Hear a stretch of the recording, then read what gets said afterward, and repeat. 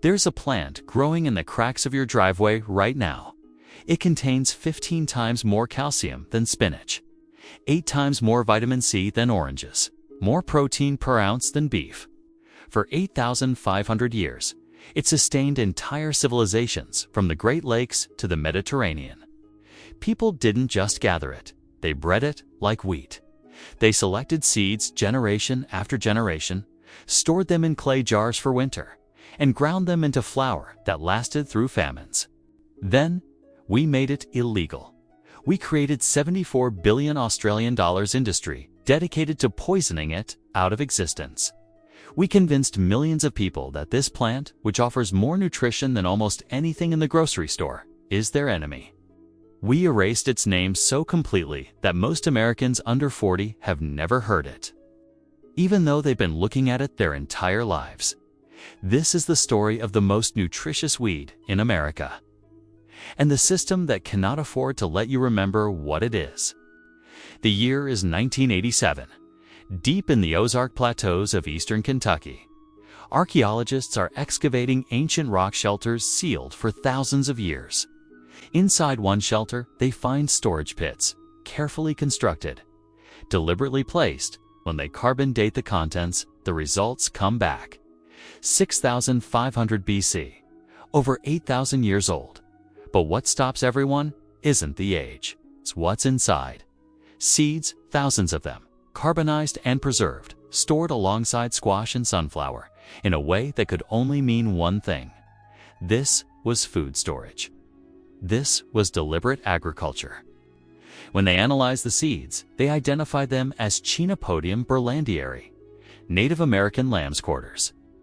It was fully domesticated by 1700 BC as part of the Eastern Agricultural Complex, a sophisticated system of cultivated crops that supported populations across eastern North America for over 3,000 years. Long before maize even arrived from the south, when scientists examined the domesticated seeds under microscopes, they discover something that reveals just how intentional this cultivation was. The seed coats measure only 20 microns thick. Wild Chenopodium seeds are 60 microns, 3 times thicker. Thin seed coats mean faster germination and quicker growth, which translates to more crops per season. Someone had been selecting these seeds year after year, generation after generation. They were breeding this plant the same way we bred corn from teosinte and wheat from wild grasses. This was agricultural science happening in North America thousands of years before Columbus. The Ohio River Basin, Kentucky rock shelters, Tennessee caves. Everywhere archaeologists looked, they found Chenopodium seeds stored with other grains, treated with the same care as any staple crop. And then in 2014, European researchers started finding the same thing. Viking Age sites in Denmark, Roman settlements across Central Europe, Iron Age storage pits in Germany and France, all contained Chenopodium album seeds, the European cousin, stored in clay jars with wheat and barley. Then came the discovery that made headlines. Danish bog bodies. Iron Age people preserved in peat for 2,000 years had Chenopodium seeds in their stomachs. Their last meals. This wasn't famine food. This wasn't desperation. This was regular food eaten by regular people across 8,500 years of human history. The Zuni cooked the young greens. The Iroquois harvested it every summer. In India, they call it bethua, and you can still buy it in markets today, a premium winter vegetable. In China, they call the cousin species hui tai, and they never stopped cultivating it. The knowledge was global. The cultivation was deliberate. The nutrition was understood long before laboratories could measure it. So how does a plant this important just disappear from American consciousness? By 1150 AD, maize had arrived in eastern North America, spreading north from Mesoamerica. It was calorie-dense, easier to store, and it fit the model that European colonizers would later bring. The Eastern Agricultural Complex collapsed within generations. Lamb's quarters, marsh elder, little barley, knotweed. Crops that sustained civilizations for 3,000 years faded into obscurity. The native domesticated variety, carefully bred for 3 millennia, went extinct, gone forever. European settlers brought their own Chenopodium album across the Atlantic. They knew it as fat hen, pigweed, goosefoot. Peasants ate it during famines, fed it to livestock, used it as medicine. But by then, agriculture meant wheat, corn, cash crops, things you could tax, things you could sell, things you could control. The plant survived anyway, growing in ditches and disturbed soil. It didn't need permission. That was always its strength. Then came 1950, and everything changed. Post-war America. The GI Bill finances millions of new homes. Suburbs explode. And with them comes a new ideology: the perfect lawn. Grass uniform and green with absolutely no weeds. Construction creates disturbed soil everywhere. Perfect conditions for lamb's quarters, which colonizes bare ground faster than almost anything. Suddenly, every suburban yard has it growing, and homeowners panic. Chemical companies saw opportunity. In 1947, the Scotts Company began mass marketing herbicides to American homeowners. The active ingredient was 2,4-D. It was developed during World War II as part of biological warfare research. After the war, chemical companies needed new markets for these weapons, and American lawns became the battlefield. By the 1960s, homeowners associations wrote bylaws prohibiting noxious weeds, listing lamb's quarters by name. You could be fined for allowing food to grow on property you own. Think about that. You own the land. A nutritious plant grows there naturally, and you can be legally punished for not poisoning it. Agriculture followed the same pattern. Lamb's quarters competes with soybeans and corn, the most heavily subsidized crops in America. The herbicide industry exploded into a $40 billion global market. Weed control added another $34 billion.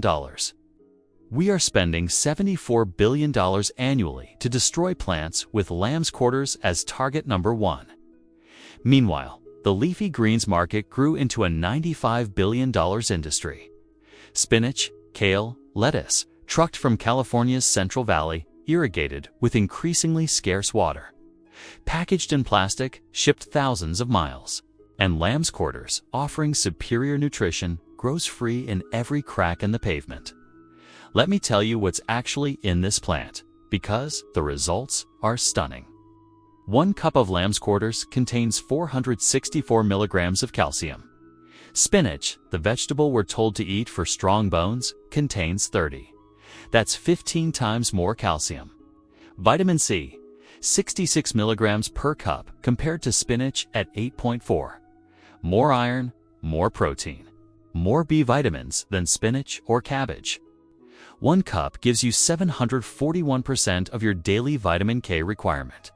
The vitamins sold in supplements for $20 a bottle, growing free in your yard. Michael Pollan, who wrote The Omnivore's Dilemma, called lamb's quarters and purslane 2 of the most nutritious plants in the world. Not vegetables, plants, period. The Tohono O'odham cultivated it for thousands of years without laboratories. European peasants knew chickens grew fat on it. People have always known this plant was extraordinary. But here's what you cannot do with it. You cannot patent it. You cannot genetically modify it to depend on specific fertilizers. You cannot control its seeds. Each plant drops 75,000 seeds that remain viable for 40 years. Cut it into pieces and every fragment roots. It heals depleted soil. It grows without water. It tolerates extremes. It asks for nothing. In a food system built on scarcity and control, a plant like that is more dangerous than any pest. Because lamb's quarters threatens everything.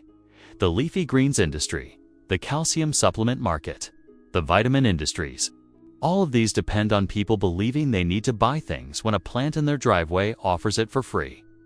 More than that, it threatens the fundamental logic of modern agriculture. The idea that food must be difficult, that it must require inputs. That it must be controlled by corporations selling seeds every year, fertilizers every season, pesticides to kill everything that grows without permission. Lamb's quarters grows without permission. It heals soil instead of depleting it. It feeds people without asking anything in return. That kind of abundance, free, uncontrollable, available to anyone, cannot exist in a system built on scarcity. So the plant was erased, not with fire or war, but with language.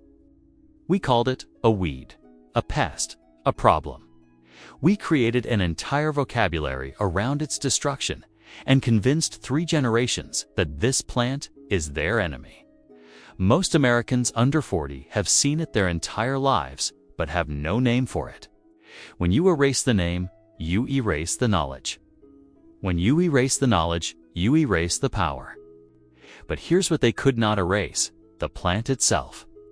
While Americans forgot, the rest of the world kept eating. In India, bathwa is sold in every winter market. Not famine food, but premium food. In China, huicai is still cultivated. In Mexico, qualites, wild greens, including lamb's quarters, never left the diet. Grandmothers still teach children which plants to harvest, how to cook them, when to gather seeds. What happened in America was cultural genocide, but it was incomplete. Immigrant families brought the knowledge with them. Italian grandmothers remembered fat hen. Mexican families knew verdolagas. Indigenous communities never stopped gathering traditional foods. The knowledge survived in fragments.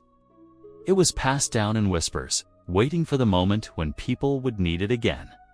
That moment is now. Lettuce requires consistent irrigation. Spinach needs cool temperatures and steady moisture. The crops feeding 8 billion people were bred for stability, for weather patterns that no longer exist. Lamb's quarters was built for chaos. It survives on minimal rainfall. It thrives in heat. It grows in degraded soil where nothing else will. Doesn't need irrigation or controlled environments. For 70 years, we spent billions poisoning the plant that could save us.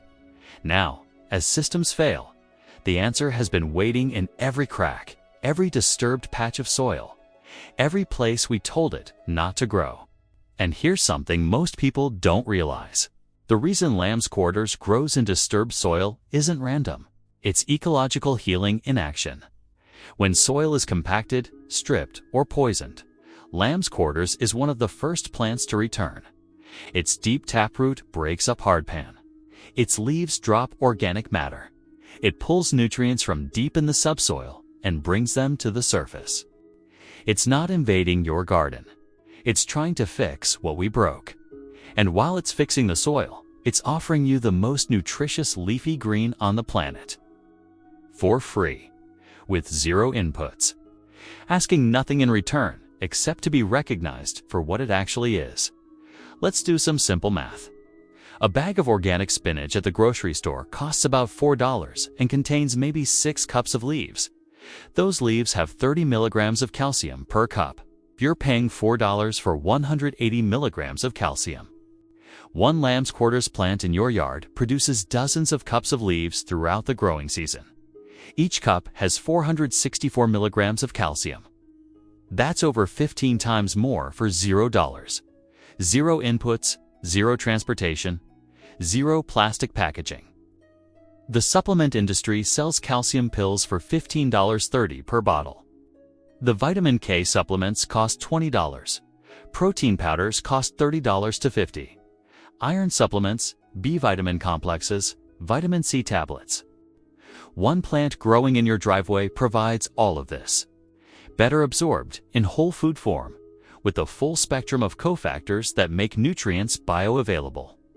And we pay billions to poison it, while simultaneously paying billions for supplements to replace what it would have given us for free. The math only makes sense when you understand the goal was never nutrition. The goal was always control. Control of the food supply. Control of the narrative about what's valuable and what's a weed. Control of people through artificial scarcity. So here's what you do. Learn to recognize it. Diamond-shaped leaves with a powdery white coating underneath. A goosefoot shape when young. It's probably already in your yard. Stop poisoning it. Let it grow. Let it heal your soil while it feeds you. Harvest the top few inches, the tender stems, and young leaves. Cook them like spinach. The heat breaks down the oxalic acid that's naturally present. Once cooked, eat as much as you want. Save seeds. Each plant produces 75,000 seeds that last 40 years in soil. Share them. Teach your children. Reclaim the name that was taken. The plant that asks for nothing, survives everything, and feeds freely. That's lamb's quarters. For 8,500 years, this plant fed humanity. It was bred, cultivated, and revered. Storage pits in Kentucky. Clay jars in Denmark. The stomachs of Iron Age people. Markets in India and China. Then, for 70 years, we spent $74 billion poisoning it. We made it illegal to grow in suburban yards. We erased its name from collective memory. We convinced 3 generations that superior nutrition growing freely was their enemy. Why? Because you cannot patent it, cannot control it, cannot force people to buy it every season, cannot create dependency when it grows without permission and feeds without asking. A plant with 15 times the calcium of spinach, 8 times the vitamin C of oranges, and more protein per ounce than beef is called a weed. While we pay $95 billion per year for inferior greens trucked thousands of miles, the system works perfectly, as long as you don't know what you're looking at. But now you know. You know that the weed in your driveway has 741% of your daily vitamin K. You know it heals depleted soil while offering free nutrition. You know it was cultivated for millennia and erased in decades through deliberate propaganda. You know that homeowners associations fine you for growing food on your own property. That chemical weapons from World War II were rebranded as lawn care products. That the most nutritious plant in America was systematically eliminated to protect industries built on selling you inferior alternatives. The plant never left. It just waited, in every crack. Every abandoned lot. Every place we told it not to grow. Waiting for people to remember. Waiting for systems to fail enough that we'd finally look down and see what's been there all along. The crop they tried to erase. The knowledge they spent billions suppressing. The food they taught you to destroy. This knowledge isn't lost. It's buried in every seed, waiting for the hands willing to harvest it. If this story made you see your yard differently, if you're now looking at weeds and wondering what else we've been lied to about, share this video. More people need to know what's growing at their feet. Subscribe for more investigations into foods that were deliberately suppressed because they worked too well without generating profit. The next revelation is already growing. The future of food security isn't in grocery stores. It's in recognizing what you've been taught to destroy, in reclaiming knowledge that was systematically erased, in understanding that the most nutritious plant in America is the one they convinced you to poison. Lamb's quarters is still here, still growing, still offering medicine, still waiting for you to remember its name.